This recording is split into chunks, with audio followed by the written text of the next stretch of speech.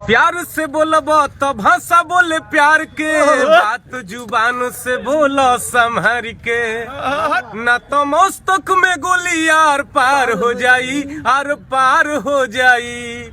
होई बागी बलिया के लाल जदी खाड़ हो जाई, बाटे दहिया में गरमी तो जाड़ हो जाई।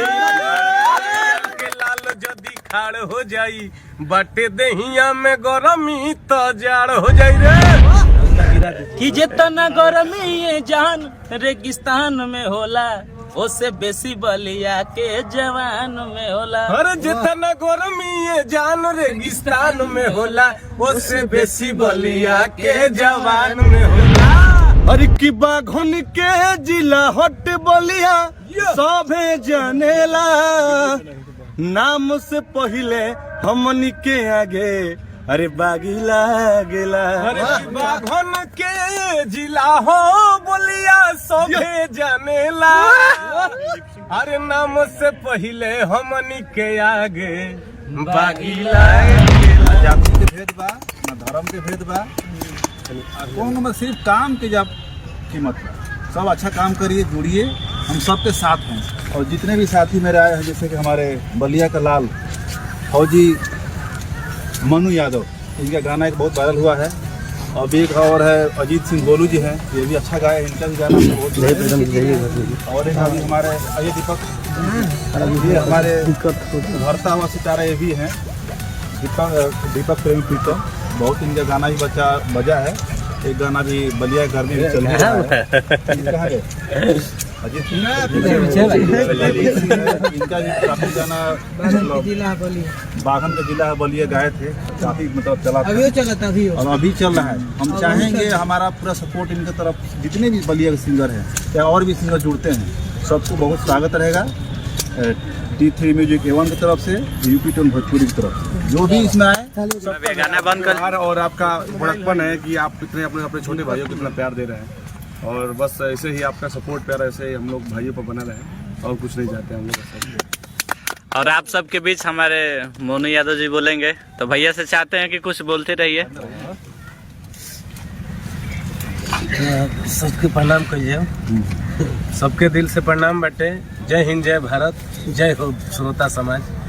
बड़ा खुशी के बात बाटे आज मनोज भैया से मिल के, यूपी टोन के मालिक यहाँ के चैनल करूँगा, सब सब्सक्राइब करी, शेयर करी। वो बहुत अच्छा गाना आई, बहुत साथ में हमारा बहुत बढ़िया गायक गोलू सिंह बने, अजीत सिंह गोलू जी, और बहुत ही अच्छे गायक और रिकॉर्डिस्ट। ये जो बलिया के लाल के बनाए थे, इन्होंने बनाए थे गाना का।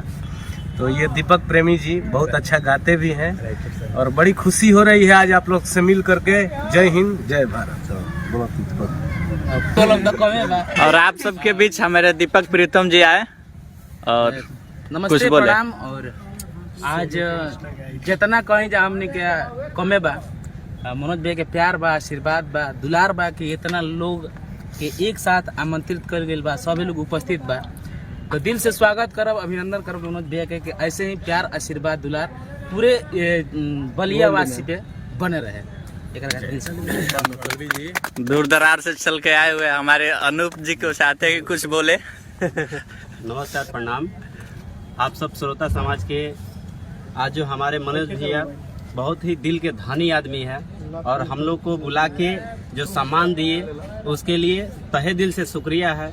और ऐसे ही अपटोन और T3 म्यूजिक को सब्सक्राइब कीजिए, और बहुत ही अच्छे गाने सभी सिंगर के आते हैं, बहुत ही बढ़िया चैनल है, आप लोग शेयर कीजिए खूब दबा के। जय भोजपुरी। आप सबके बीच हमारे PS लालू भैया कुछ कहेंगे आप सबके लिए। नमस्कार, हम राइटर PS लालू, और हम का कहीं जो भी बड़े भैया लोग यहाँ पे बानी, अब बहुत ज़्यादा कुछ ना कह सके नहीं। बहुत ही सौभाग्य के बात होला एगो राइटर खातिर कि कोनो कंपनी राइटर के सपोर्ट करे। अभी तक भोजपुरी में कोनो ऐसा कंपनी मतलब हमरा थ्रू ऐसा नहीं दिखल कि कोनो कंपनी होकर राइटर के सपोर्ट करे कि हाँ आप राइटर पर्दे पर आइए और अपना पहचान दिखाइए। ये मनोज जी है अपटोन और T3 कंपनी के मालिक हैं। तो ये शुरू से मतलब जब से हम जुड़े हैं तब से वैसे ही सम्मान मिला है जैसे हर सिंगरों को मिलता है बड़े सामने पर्दे पर आकर के। मैं एक राइटर होकर बहुत सौभाग्यशाली हूँ कि हमको भी पर्दे पर ला करके और मेरे चेहरे का पहचान कराने का काम करती है ये कंपनी। तो मैं पुनः धन्यवाद ज्ञापित करना चाहूँगा। आइए चौबे जी। और आप सबके बीच हमारे चंदन चाहत यानी फेसबुक स्टार कुछ बोलेंगे। चंदन चाहत जी आप कुछ कहिए। ऐसा भाई लोग का हमारा प्यार मिलल बहुत खुशी भइल बा। आज दीपक भैया बाड़ा, मनु भैया बाड़ा लोग, गोलू भैया बड़े गोलू भैया बड़ भाई भैया जी के आप लोग सपोर्ट करी लो। दूर दरार से आए भाई, पहले अपना परिचय दे दीजिए दर्शकों को। सबके प्रणाम नमस्कार। हम गीतकार कमल सेठ आप सबके पैर छू के प्रणाम करते नहीं। और बहुत बढ़िया कंपनी हमनी के यूपी टोन भोजपुरी और T3 म्यूजिक बहुत बढ़िया काम कर रहा है। सब अपन आदमी मिलजुल के काम कर जाओ और कंपनी के आगे मिलजुल के बढ़ाओ जाए। कंपनी का स्टूडियो का मालिक साहब कुछ आके बोलल जावे जा ना तनी फ्रंटवा पता हेनिया ले लिया ना तनी हेनिया के तब हमारे बीच में सारंग स्टूडियो के मालिक विक्की भैया उपस्थित हैं और इनका बहुत ही सहयोग सारे भाइयों के लिए रहता है। बहुत ही बेहतरीन ब्लास्ट गाना देते नहीं आपकी पूरा बलिया के भाइयन कहती। तो ऐसा ही स्टूडियो पर प्यार आशीर्वाद आप सबके बनल रहे। ऐसे ही गर्दा मचाओत रहे, म्यूजिक बनाओत रहे, एकदम गर्दा वाला गाना देते रहे पूरा बलिया खातिर। जय हर हर महादेव। और सारा स्टूडियो के जोड़ा नहीं खे, बागी बलिया बैरिया के एक सरताज है। बागी बलिया के लाल खाड़ हो जीते दहिया में जाड़ हो जाए, इन्होंने बनाया था। अब यहाँ कहूँ जाड़ हुई बढ़िया बस आप लोगों के प्यार चाहिए। मोनू भैया से कहना है कि जना वो अपना गाना दर्शकों को गुनगुना के सुना दे जो आपका अभी मार्केट में बज रहा है और हिट है फिलहाल में। चाहते कि दर्शकों को जरा गा के सुना। आप लोगों ने किया है बागी बलिया के लाल खाड़ हो, जरा आप गुनगुना के सुना दीजिए भाव में। तो इन्होंने बनाया था वही बोल है। प्यार से बोलब तो भाषा बोले प्यार के, बात जुबान से बोलो संभर के, न तो मस्तक में गोली आर पार हो जाई, आर पार हो जाई। होई बागी बलिया के लाल जदी खाड़ हो जाई, बाटे दहिया में गरमी तो जाड़ हो जाई। के लाल जदी खाड़ हो जाई, बाटे दहिया में गरमी तो जाड़ हो जाई रे। बहुत बढ़िया गाना लगा और भाई को सपोर्ट करते रहिए। और बलिया के गर्मी एक हमारे जो भाई खड़े हैं दीपक प्रीतम जी, चाहते कि आप भी एक बार गुनगुना के दर्शकों को जरा वो गीत सुना दीजिए। वो तो लाइन डुएट था, लड़की लड़का का था। आइए वैसे ही लड़का वाला गाते हैं हल्का गिरा दीजिए। कि जितना गर्मी ये जान रेगिस्तान में होला, उससे बेसी बलिया के जवान में होला। हर जितना गर्मी ये जान रेगिस्तान में होला, उससे बेसी बलिया के जवान में होला।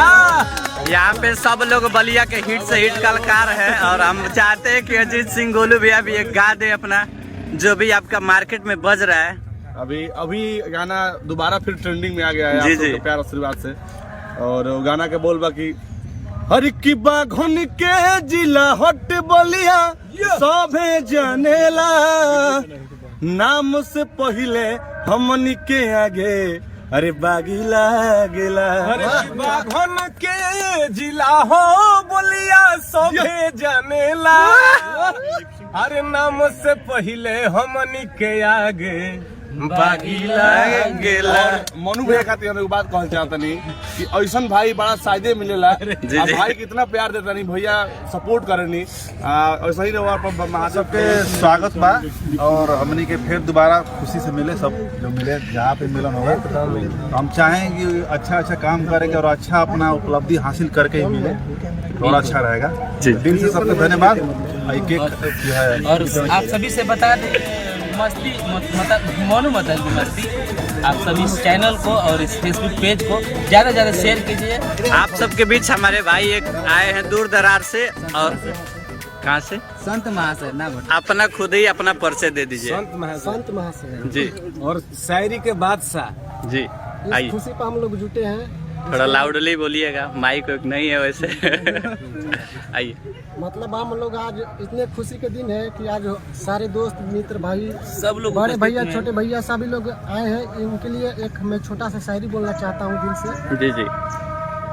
कि मिलन था आज तक का हमारा और तुम्हारा, कि मिलन था आज तक का हमारा और तुम्हारा, जिंदगी रहेगी ऐ मेरे दोस्त, कोशिश करना कि हम फिर मिले दोबारा। क्या बात।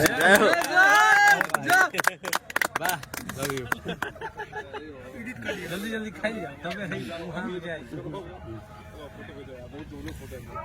पुरानी खबर का